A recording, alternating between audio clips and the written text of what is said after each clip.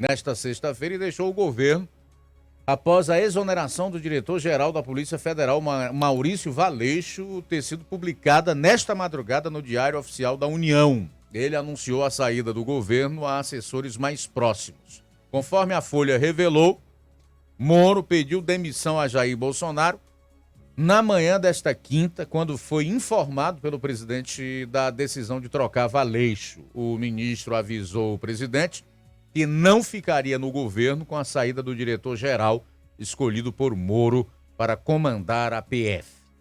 Diante desse cenário, sua permanência no governo ficou insustentável e Moro decidiu sair. Muito bem, eu até fiz algumas anotações para que a gente possa dar dados ou informações, trazer também análises de outros jornalistas para poder fundamentar o nosso comentário. Deixa eu ver se eu encontro, porque eu anotei apenas os tópicos. Geralmente anoto os tópicos. Bom, o jornalista Donizete Arruda publicou no seu site, o Ceará News 7, na manhã de hoje, algumas coisas em relação a esse episódio envolvendo a saída do Moro do Ministério da Justiça e Segurança Pública. Ele disse que o Planalto, no caso, o presidente Bolsonaro, não abre mão de indicar o sucessor e controlar a PF, né? Moro ficaria apenas se mantivesse o mesmo diretor. Mas as conjecturações que o Donizete Arruda faz são as seguintes. Primeira delas, que mais ministros devem cair. Paulo Guedes, da Economia, Tereza Cristina, da Agricultura e Onyx Lorenzoni, da Cidadania. O mais grave para mim, segundo Donizete Arruda, e ele é muito bem informado, pois ele transita muito bem entre Fortaleza e Brasília.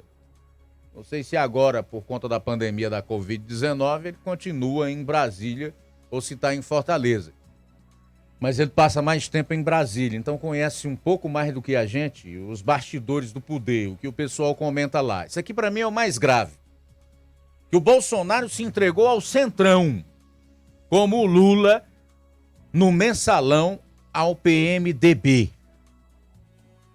E aí aqui ele já está fazendo um exercício de futurologia, mas não precisa você ser adivinho, nem agoureiro, até porque Deus condena isso, para você perceber o que pode acontecer se esse cenário se confirmar num futuro próximo. Denúncias de corrupção contra Bolsonaro, porque nós conhecemos o histórico da grande maioria dos integrantes dos partidos que fazem o Centrão, ou que integram o Centrão, especialmente os da Câmara, né? Que são os deputados federais. O Roberto Moreira, ele coloca aqui uma manifestação do governador Camilo Santana na sua rede social Facebook.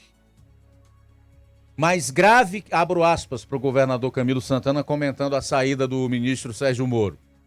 Abro aspas. Mais grave que a mudança do ministro da Justiça são os fatores alegados por ele para essa mudança. Órgãos de controle e investigação, como a Polícia Federal, devem estar blindados de interferências políticas e atuar sempre com autonomia e isenção imprescindíveis numa democracia.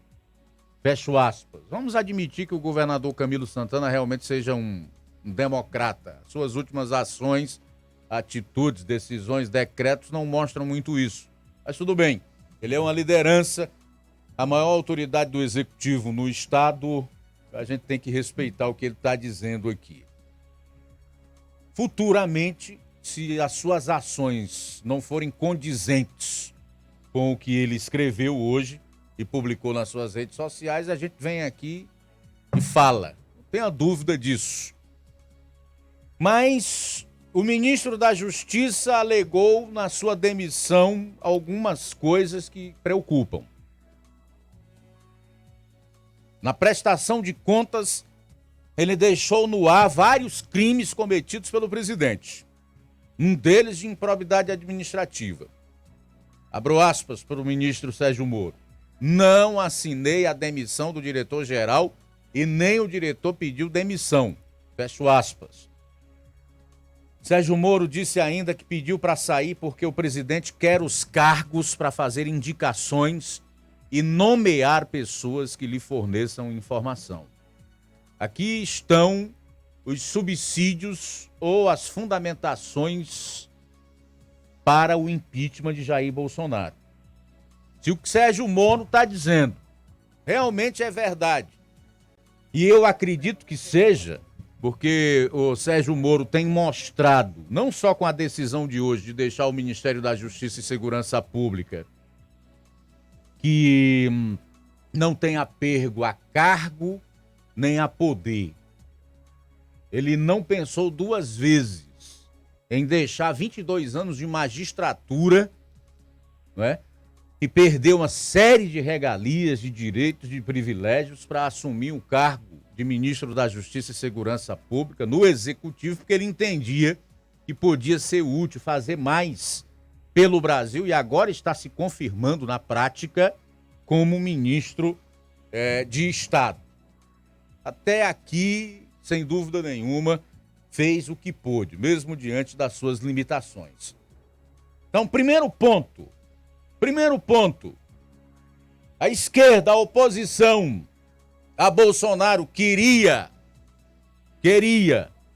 o crime para o processo de impeachment de Bolsonaro, está aqui. Isso aqui é crime. Primeiro, improbidade administrativa. Moro negou assinar o pedido de demissão do diretor-geral da Polícia Federal. E aqui, se for possível comprovar que Bolsonaro quer os cargos para fazer indicações e nomear pessoas que lhe forneçam informação, aí, meu amigo, é realmente o fim. Mas o que eu posso dizer? Eu posso dizer o seguinte, que eu não estou decepcionado com o Bolsonaro. Por uma razão, eu não posso me decepcionar com homens, porque eu sei até onde eles podem ir, o que eles querem. Então eu não me decepciono com homens. Agora, realmente estou um tanto quanto surpreso, como a grande maioria das pessoas que votou no Bolsonaro e que tem apoiado as medidas corretas que ele tentou implantar nesse período de governo seu. Se o Jair Bolsonaro cair no colo do Centrão, a velha política, como ele e os seus filhos e a grande parte dos seus apoiadores dizem que é, certamente a maior parte da população brasileira que o votou nele e o apoiou até agora não tem mais nenhum compromisso com ele e com o seu governo. Por uma razão muito simples. Porque ele abandonou as suas promessas de campanha, seus compromissos e a agenda com a qual ele se elegeu. Lamento muito que o governo esteja trilhando por esse caminho do fim e da sua própria destruição, porque o ministro Sérgio Moro é, sem dúvida nenhuma, uma reserva moral, um homem que até aqui provou, não com fala, com discurso, vazio, com retórica sem fundamento e de maneira hipócrita, que realmente tem espírito público, é vocacionado para servir, que é o bem do país e que é um verdadeiro patriota. Eu diria como o Cazuza, na letra de uma composição sua chamada Ideologia. Se eu não conhecesse ao Deus vivo e esperasse nele apenas nesta vida e não na que está por vir, se eu não aguardasse a pátria celestial, que eu sei onde não vai entrar pecado, nem corrupção, nem doença, nem morte vai mais haver, eu diria que eu necessitaria, como o Cazuza, de uma ideologia para poder viver. E que os meus inimigos estariam no poder. Mas como a minha confiança nele não é só para esta vida, segue a carruagem. Vamos aguardar aí também a versão do presidente da República, Jair Bolsonaro.